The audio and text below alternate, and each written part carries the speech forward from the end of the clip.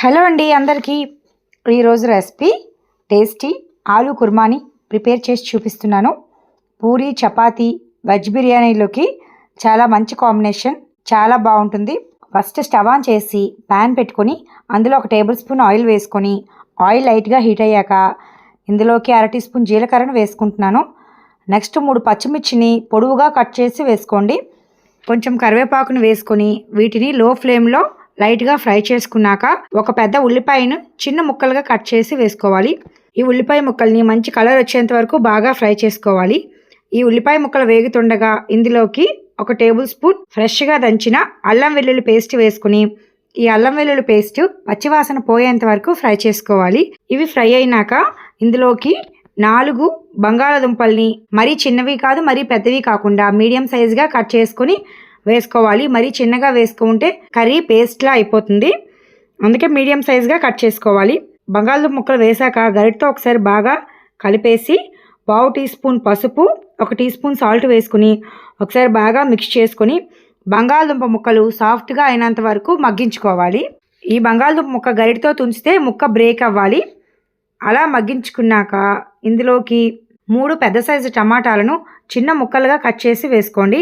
టమాటా ముక్కలు వేసాక ఒకసారి గరిటతో బాగా కలిపేసి టమాటా ముక్కలు గుజ్జుగా అయినంత వరకు మూత పెట్టి లో టు మీడియం ఫ్లేమ్లో మధ్య మధ్యలో కలుపుతూ మగ్గించుకోవాలి. టమాటా ముక్కలు, బంగాళదుంప ముక్కలు బాగా మగ్గిపోయాక ఇందులోకి 1 టీ స్పూన్ కారం వేసుకుంటున్నాను. కొంచెం స్పైసీ ఇష్టపడేవారు 2 టీ స్పూన్స్ వేసుకోండి. నేను 1 టీ స్పూన్ కారం, 1 టీ స్పూన్ ధనియాల పొడి, 1/2 టీ స్పూన్ జీలకర్ర పొడి వేసుకొని గరిటతో ఒకసారి బాగా కలిపేసి 1 నిమిషం లో ఫ్లేమ్లో మగ్గించుకోవాలి. ఒక 1 మినిట్ అయ్యాక మూత తీసి ఒకసారి బాగా కలిపేసి బంగాళదుంప ముక్కల నుంచి ఆయిల్ రిలీజ్ అయ్యాక ఇందులోకి 1 గ్లాస్ వాటర్ వేసుకోండి. వాటర్ వేసాక ఒకసారి టేస్ట్ చెక్ చేసుకోండి. సాల్ట్, కారం ఏదైనా చాలకపోతే వేసుకోవచ్చు. నేను 1/2 టీ స్పూన్ సాల్ట్ వేసుకుంటున్నాను. ఇప్పుడు టేస్ట్ పర్ఫెక్ట్గా ఉంది. ఇప్పుడు మంటను లో టు మీడియం ఫ్లేమ్లో పెట్టి గ్రేవీ దగ్గరగా అయినంత వరకు ఉడికించుకోవాలి. మధ్య మధ్యలో మూత తీసి గరిటతో మ్యాష్ చేస్తూ కలుపుతూ ఉండాలి.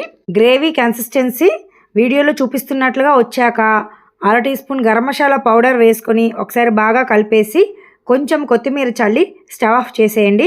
అంతేనండి, టేస్టీ ఆలూ కుర్మా రెడీ అయిపోయింది. చాలా ఈజీ ప్రాసెస్, త్వరగానే ప్రిపేర్ చేసుకోవచ్చు. చాలామంది పిల్లల్లో పొటాటో కర్రీ ఫేవరెట్ కర్రీ అంటారు. ఒకసారి ఇలా ట్రై చేయండి, చాలా ఇష్టంగా తింటారు. పూరి, చపాతీలోకి అయితే చాలా బాగుంటుంది, సూపర్ టేస్టీగా ఉంటుంది. సింపుల్ ప్రాసెస్లో కూడా ప్రిపేర్ చేసుకోవచ్చు. Thanks for watching this video. Please subscribe Danvitha kitchen.